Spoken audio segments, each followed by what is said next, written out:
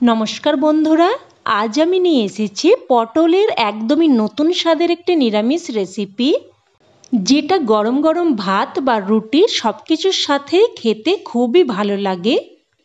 আর এটা একদমই কম তেল মশলায় আর কম সময়ের মধ্যেই তৈরিও হয়ে যায়। একঘেয়ে সব রেসিপি ছেড়ে একবার এইভাবে বানিয়ে দেখুন, ছোট থেকে বড় সকলেই খুবই পছন্দ করবে আর একদম চেটে পুটে খেয়ে নেবে।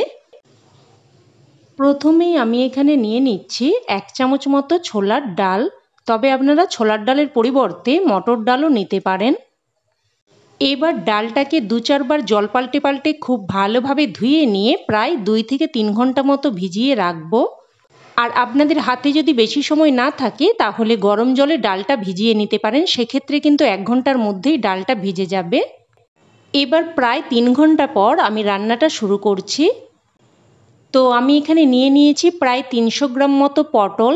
পটলের গা ঘষে পটলের গায়ে যে এই পাতলা আঁশের মতো অংশটা থাকে ওটা ভালোভাবে তুলে নিয়ে দেখুন খোসাগুলো হালকাভাবে ছাড়িয়ে নিয়েছি। আর পটলের খোসা ছাড়িয়ে নিয়ে তারপর পটলগুলোকে ভালোভাবে ধুয়ে নিয়েছি। এবার পটলগুলোকে কেটে নিচ্ছি। তো প্রথমে পটলগুলোকে মাঝ বরাবর 2 টুকরো করে নিয়ে তারপর দেখুন এইভাবে ছোট ছোট টুকরো করে কেটে নিচ্ছি। একদম ছোট ছোট কুচি কুচি করে কেটে নিচ্ছি। তো সমস্ত পটলগুলোই দেখুন কেটে নিয়েছি। এবার এইগুলো একটা পাত্রের মধ্যে উঠিয়ে নিলাম। এবার এর মধ্যে দিয়ে দিচ্ছি পরিমাণ মতো লবণ, অল্প একটু হলুদ গুঁড়ো আর দিয়ে দিচ্ছি অল্প একটু লঙ্কার গুঁড়ো। এবার সব কিছু হাতের সাহায্যে ভালোভাবে মেখে নেব। দেখুন খুব ভালোভাবে মেখে নিয়েছি। এবার এটাকে এইভাবে রেখে দিলাম। এবার গ্যাস অন করে কড়াই বসিয়ে দিয়ে দিলাম প্রায় 2 চামচ মতো সর্ষের তেল। তেলটাকে ভালোভাবে গরম করে নেব।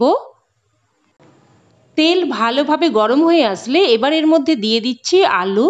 এখানে আমি 2টো মিডিয়াম সাইজের আলুকে এইরকম ছোট ছোট টুকরো করে দিয়েছি। নেড়েচেড়ে একটু মিশিয়ে নিয়ে মিডিয়াম ফ্লেমে একটা ঢাকা চাপা দিয়ে প্রায় 2 মিনিট মতো আলুগুলোকে ভেজে নেব। তো দেখুন 2 মিনিট মতো ঢাকা চাপা দিয়ে আলুগুলোকে ভেজে নিয়েছি। এবার এর মধ্যে মেখে রাখা পটলগুলো দিয়ে দেব। তো দেখুন পটল থেকে কিন্তু অনেকটাই জল বেরিয়ে গেছে, তাই পটলগুলোকে একদম ভালোভাবে চেপে চেপে জলটাকে বের করে নিয়ে তারপরে কিন্তু তেলের মধ্যে দিচ্ছি। দেখুন এইভাবে জলটাকে ভালোভাবে চেপে বের করে নিয়ে তেলের মধ্যে সমস্ত পটলগুলো দিয়ে দিলাম।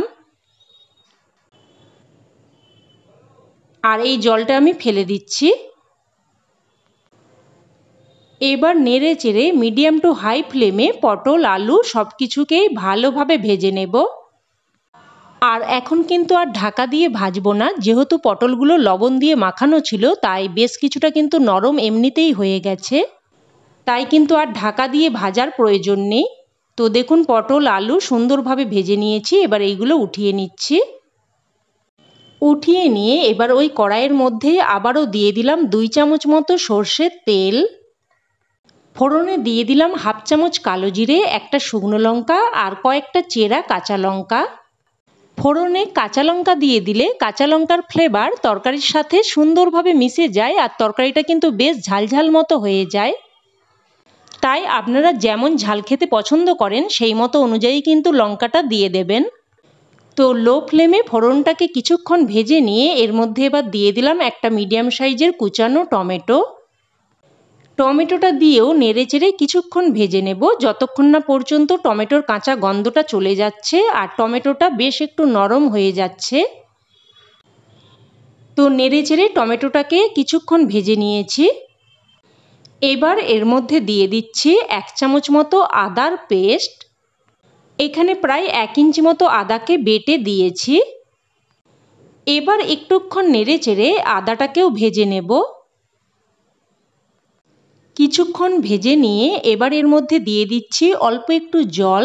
এর মধ্যে আমি কিছু মশলা অ্যাড করব।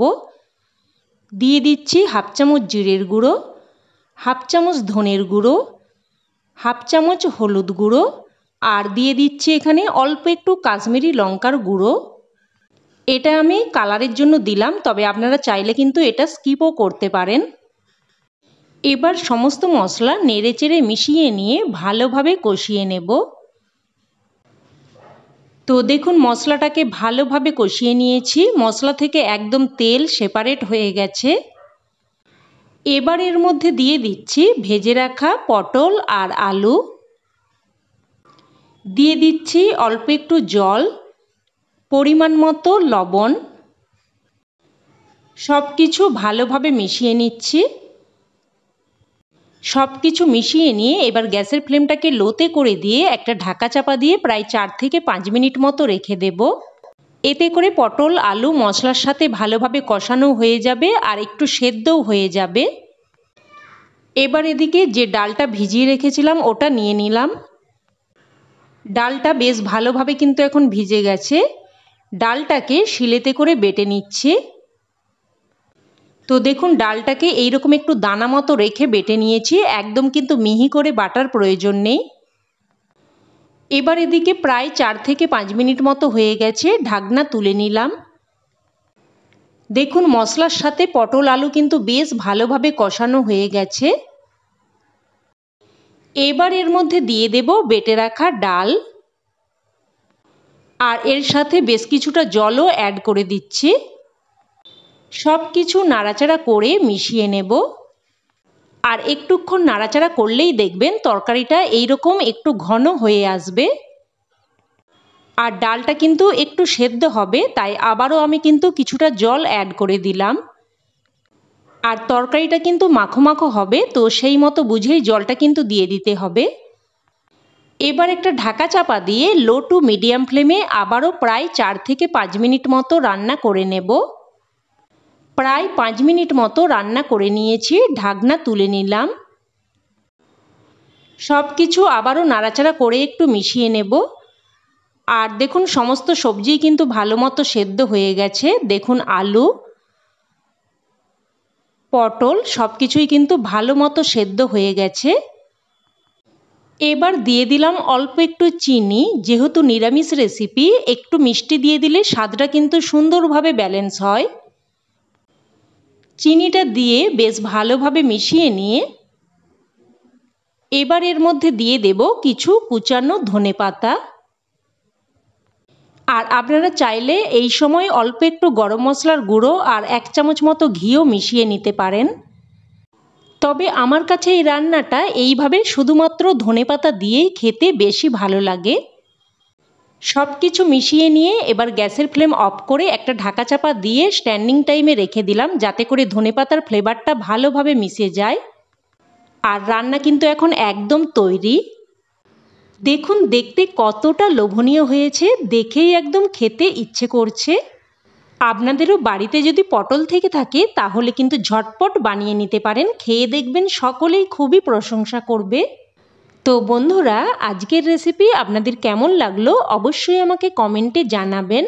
আর ভালো লেগে থাকলে প্লিজ একটা লাইক দিয়ে দেবেন, আর চাইলে বন্ধুবান্ধব আত্মীয় স্বজনের সাথে শেয়ারও করতে পারেন।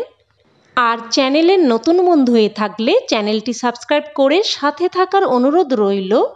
আর সাথে বেল বাটনটিও অন করে নেবেন আমার পরবর্তী রেসিপির নোটিফিকেশন সবার আগে পাওয়ার জন্য।